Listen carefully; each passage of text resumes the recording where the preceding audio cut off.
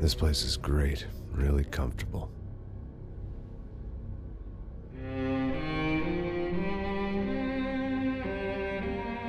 I'm just gonna get settled in. Time to move on. Get on with my life. Yes, absolutely.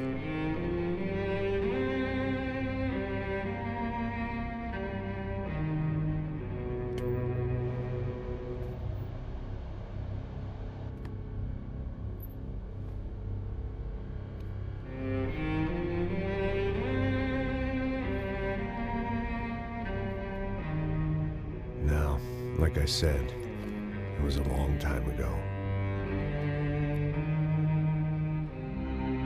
Let it go. Seriously.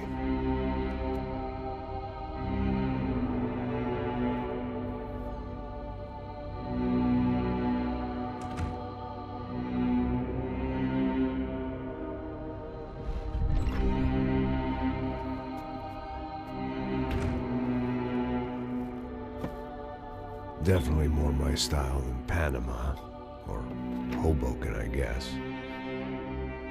No, if I'm honest, I just got kind of bored of boozing. I mean, once in a while, but not all the time. You're right, it wasn't doing me any favors. Maybe I'd lost my self-respect, but it's back. I'm excited, really. I really needed a new start.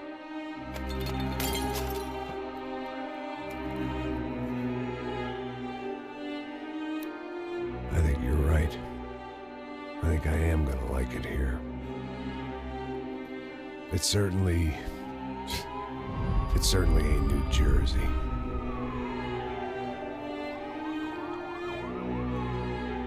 It's my new life, just like you said.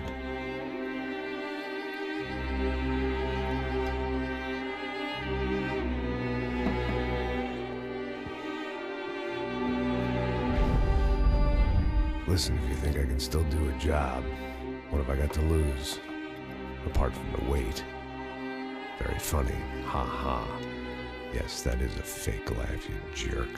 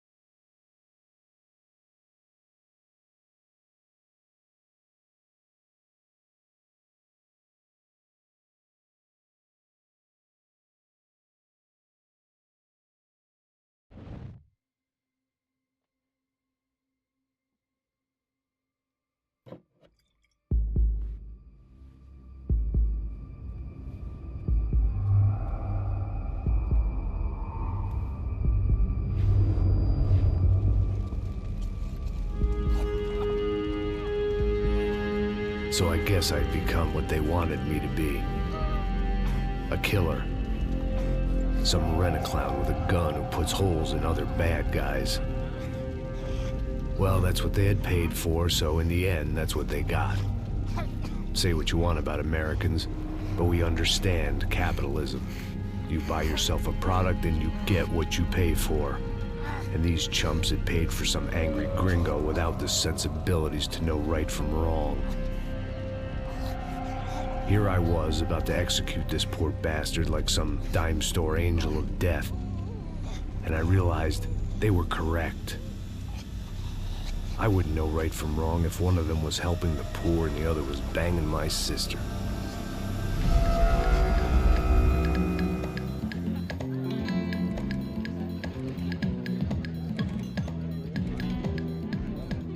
I'd arrived in Sao Paulo a few weeks before. I was working a protection detail for the kind of people who need protection in a town like this. And what kind of town was this? One where I didn't speak the language and they didn't water down their drinks. So for now, we seemed to get along just fine. Of course, that was about to change. Hey, brother. Hey. How's the cocktail? It's scotch. I never mix my drinks. Well, at least not on duty. Something like that. Man, that favela is big. Yep. Nothing like the view of extreme poverty to make a penthouse cocktail party really swing. I guess they call it trickle-down economics. That's funny. It's supposed to be a charity thing. Drink and give money. I don't know, something for the kids. Hey, listen, man. We better look lively. This place is a nightmare. They just got cowboys running security downstairs. And something rotten in the air. That didn't mean much. There was always something rotten in the air. The family we were protecting were local celebrities, rich parasites with delusions of humanity. The kind of people who end up in glossy magazines or body bags, depending on how their luck runs. So where are they all? I see Rodrigo over there talking to that guy. Yeah, I don't know him. That guy next to him. He's some kind of cop. I think, I'm not sure. Serious, though. Big end cop, anti-gang sort of thing. I can't remember his name. So who's this guy? That guy's a plastic surgeon or some kind of surgeon. Tummy tucks and cock implants. Look at Marcel. Still dances like a fool. Guess that's what a European education and a coke habit will do for Ricky Martin look-alike. That's very funny, Max. Oh, excuse me.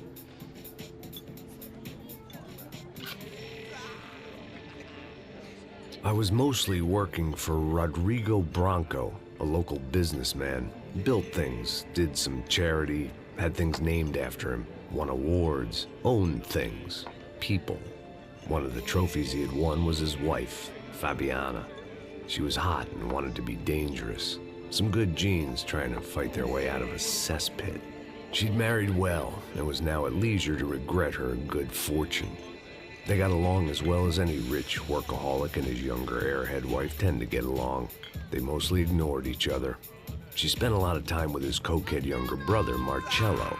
He was a good-time guy if your idea of a good time was an expensive suit, a bottle of champagne, and nothing between the ears. The middle brother, Victor, had just walked in. He was a local politician. Guy was smoother than an oil slick on an iceberg and about as toxic. The rest of the crowd, I didn't know, but I could imagine the types. People who know if they drink enough, they won't have to feel guilty about their good fortune. Suddenly, things turned real ugly. Felt like our hangovers arrived right on cue.